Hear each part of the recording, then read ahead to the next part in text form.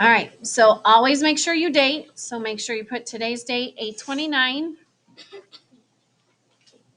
And this week, we're going to start with multiplying decimals. Now, today, we're just doing a decimal by a whole number. But by the end of the week, we will get into decimals by decimals. And it's still the same set of notes. Okay, so I'm going to pull up our notes on the new line board from our agenda so we can look at this at the same time.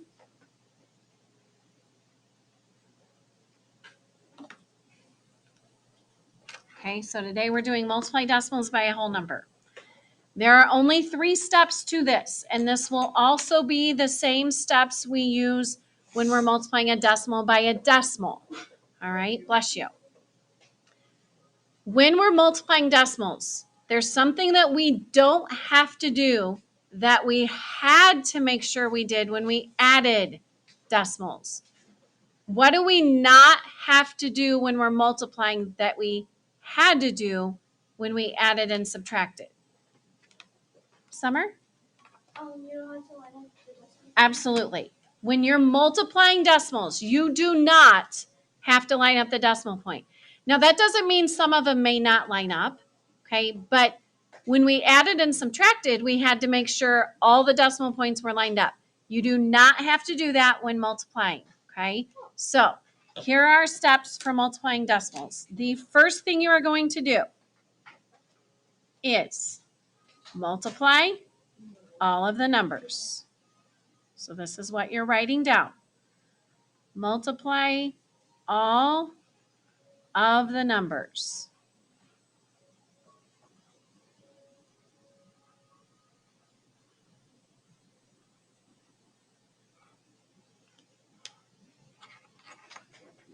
If you notice, it's not line up the decimal points. Multiply all of the numbers.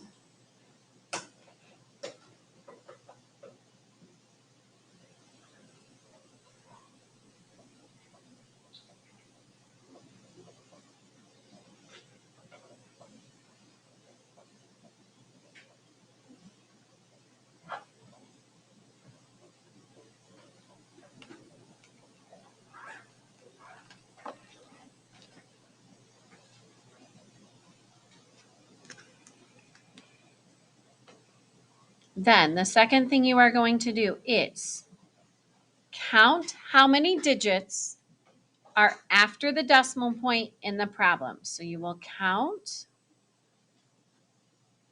how many digits are after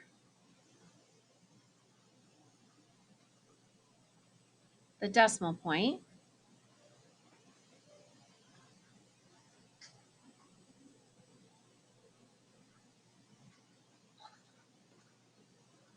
in the problem.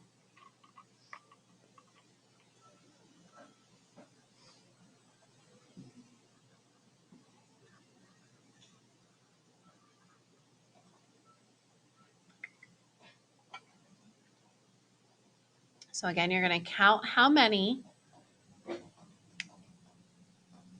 digits are after the decimal point in the problem.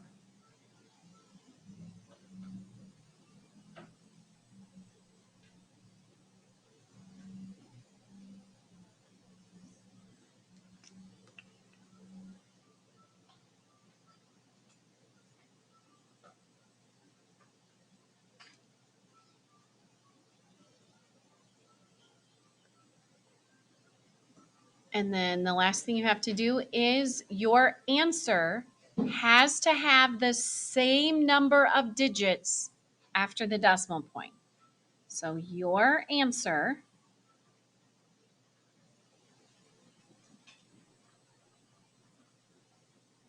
has to have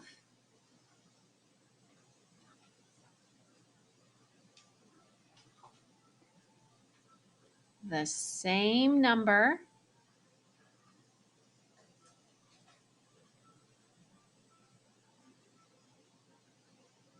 of digits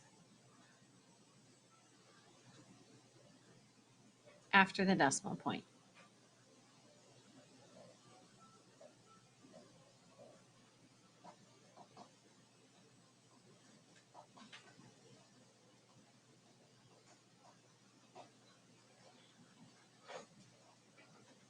So again, your answer has to have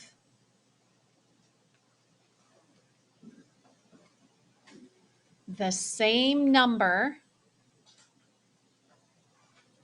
of digits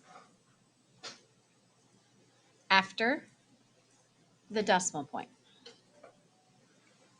And I'll always read through those twice, and I try to kind of like put them into small chunks as I'm reading. So then you possibly won't have to look at the screen if you're just listening and writing, okay? But it'll always be on the notes on the new line board too, okay? So we're multiplying the numbers just like there weren't any decimal points there. Then we have to count how many digits are after the decimal point in the problem, and your answer has to have the same number of digits after the decimal point in the answer, okay? So now we're going to do 3 examples together. Always have your examples right with your notes. That way, if you ever have to look back and look at the steps, then you can look down at your work and see what the notes were that went with it. So here's an example of a problem you might see. It says 4 times 83 hundredths. One thing you need to remember is when we are multiplying, the order doesn't matter, okay? 7 times 8 is the same as 8 times 7. 10 plus 4 is the same as 4 times 10. We can switch the order that we're multiplying and you will still get the same answer. So when you are multiplying with decimals, such as this problem that we have over here in the new line board, 4 times 83 hundredths, you always want to put the number that has the most digits on the top, okay? So for this example, 4 times 83 hundredths, we are going to want to put the 83 hundredths on the top and the 4 on the bottom, okay? Now, first thing you need to think in your head is a conversation we had last Tuesday. Estimate first to get an idea of what your answer should be close to. So 8/10 is pretty close to what whole number, Tristan? 1. And if we took 1 times 4, what would we get? 4. So our answer needs to be somewhere close to 4. Okay, probably between 3 and 4 because this isn't quite 1. So it should definitely be less than 4 because if we round this up, we get 1. 1 times 4 is 4. This wasn't quite 1. So our answer should be less than 4, a little bit. If you can look at that and figure that out in your head first, that will help you decide, does my answer make sense? Okay. So first steps we said we had to do is multiply all the numbers. So this is just normal multiplication. 4 times 3 would give us what?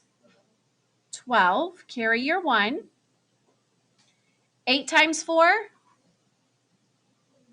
32 plus the 1 we carried gives us 33. So carry our 3. 4 times 0? Anything times 0 is 0 plus the 3 we carried. Based on the conversation we just had, could our answer be 332? Yeah. No, and we should know that, right? Because of what we just discussed. So this is where step 2 and 3 come in. If you skip step 2 and 3, you'll miss every problem. Even though this multiplication is right, 332. If you skip step 2 and 3, you'll miss every problem, okay? So step 2, we have 1 decimal point and there are 2 digits after that. Since there are 2 digits after the decimal point in our problem, we have to have 2 digits after the decimal point in our answer. So our decimal point would go here, 3 and 32 hundredths, which is what we said. If this was 1, it would be 4. We know it needs to be less than 4. 3 and 32 hundredths is less than 4. So we're probably right. Questions? Yes. What's your question? Okay, you're good. Perfect. However many decimal points are after the digits after the decimal point in the problem, you have to have the same number of digits after the decimal point in the answer. So there's 2 after it in the problem, 2 after it in the answer. Okay? If we look at number 2 on the board, 3 times 14 and 2/10. Which number are we going to put on top? The 14 and 2/10. Absolutely. The one that has the most digits. 14 and 2/10 times 3. So again, you're going to ignore the decimal point and just do your multiplication. Okay? 3 times 2 would give us what? 6. 3 times 4 would give us, perfect, carry the 1. 3 times 1 would give us plus a 1. Okay, now here, if we think through the process of does my answer make sense? Now, I'm not great at multiplying 14 times 3, so I change that to 15. Okay, 15 times 3 is 45. This was less than 15, so my answer needs to be less than 45. Therefore, I should know 426, I forgot to do something because that is way over 45. Okay, you have to do step 2 and 3. All right. Jeremiah, how many digits are after the decimal point in our problem? 1. Yep. Okay. So how many need to be after the decimal point in my answer? Just 1. Therefore, you would end up with 42 and 6/10. Question? Yeah. Yep. Yeah, you can use spaces. I just use the word digits. That way it's a little less confusing, but same thing. There's 1 space after the decimal point in the problem. So you need 1 space after the decimal point in your answer. Exactly. All right. If we look at number 3 over there, we have 3 times, where'd my mouse go? Oh, there we go. 3 times 12 thousandths. Which number would we put on top? Jeremiah?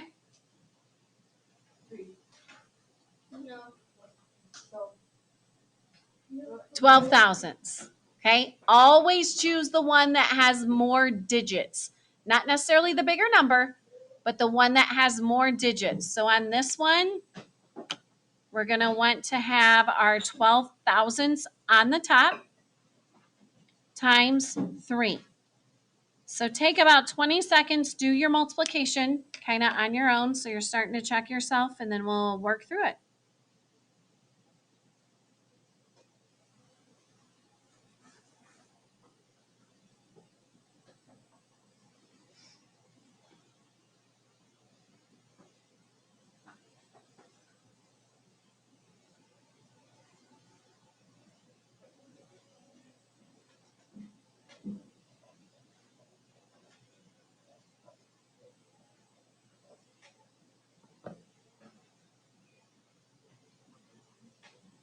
This is way less than 1. Okay, so if we rounded it to 1, 1 times 3 would give us 3. So our answer needs to be less than 3 because this is a lot less than 1. All right. So if we go through and do our multiplication, Gavin, 3 times 2 gives you what? And 3 times 1 gives you what? And then I would go ahead and multiply by my zeros because you will need those zeros in your answer. Okay, so obviously 3 times 0 gives you 0 and 3 times 0 gives you 0. Gavin, did you want to explain how we find our decimal point? Fill out an e-haul pass. Okay. So what do we got to do next? Malik?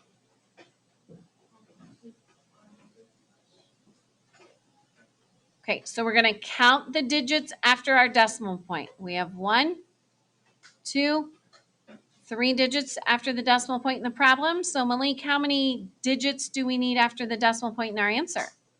Perfect. 1, 2, and 3. Okay, so 36 thousandths would be the correct answer.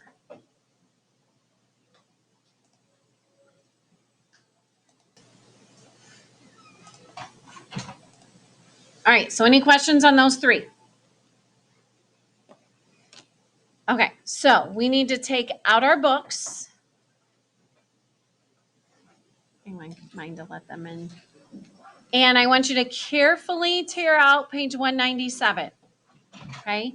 Now, the best way I have found to tear out pages in your book is open the book all the way flat on your desk. Turn to the page that you need. Okay. 197. It's up on the screen also. I forgot that. Have a seat for just a second.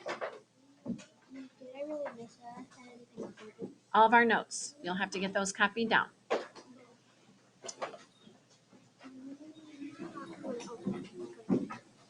We'll try here in just a second. Okay.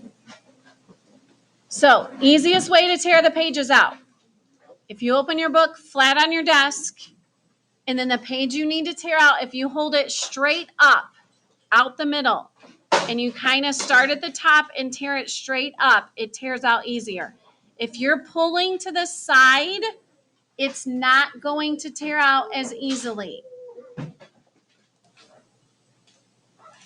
That assignment. So, on page 197, okay, number 7 is going to be extra credit. So, I want to talk about that one first. It's not me.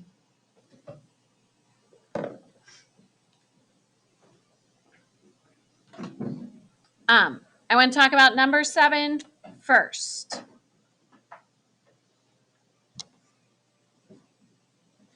Okay. Now this one will be extra credit, and I'll leave this up on the screen so you can look at it later if you need to. Number 7 is talking about a family going on a trip where they have to stop and purchase gas. And like I told you with these story problems, it's always a good idea to kind of put yourself in the situation. Okay. So, first time they stopped for gas, gas cost them $4.89, and they bought 12 gallons. So you would have to multiply that by 12. And I'll leave this up here. Second time they stopped for gas, they spent $4.72 on each gallon, and they bought 17 gallons. Third time they stopped for gas, they spent $5.09 a gallon, and they bought 15 gallons. So you would have to multiply to find how much they spent on gas at all 3 stops. Then to get your final answer of how much total they spent, you would take that amount plus this amount plus this amount to get your final answer. Okay, so that is why number 7 is going to be extra credit. So it's optional? Pretty much, but I would always take advantage of any extra credit you're given. So when you start to work on this, you can skip it first and then come back to it. That's also a problem that you might want to do on separate paper because there's not a lot of room on there. So first I want to look at 1 through 6 at the top. All right. 1 through 6 is just like the examples we did together. So you could probably work them out in your book. If you write a little larger and you know your problems are not going to fit, you can always do work on extra paper, but your problems need to be numbered and we'll staple it to them. I do have loose leaf paper in the white basket on the tall table if you need it. Number 7, I just explained. Number 8 is very similar to the question we got last week about shopping. So on number 8, Sharon buys 14 folders and they were 75 cents each. So you have to figure out how much she spent on folders. Then they're asking how much change will she get if she spends or has $15. So you're taking $15 and subtracting what she spent on folders to get the change. That is just like our hat and t-shirt question last week. Okay. Number 9. You do not have to justify your procedure, so you can cross that part off for number 9. You do not have to justify your procedure. You're just taking and doing the multiplication problem. Same thing with number 10. You do not have to explain your reasoning. Number 10 is asking you to find the area of that picture. Who remembers from elementary school? What do we do to find area? Plus, this is multiplication lesson. So, Liana, what do you think? Perfect. So you're just going to multiply the length times the width. Whatever is not finished in class, you do have to take home. If you finish it in class, you are more than welcome to turn it in so you don't misplace it. Okay? But if you have it tore out of your book, then you can put your book away after class and don't have to carry it home. Yes. If I don't finish my notes, am I able to take a picture of it on the phone? Yep. Or I will be posting the video too. So it'll all be online. Okay, and that all I have to do? Yep. It's just the notes and then this assignment. You'll want to get the warm up done too. Yep.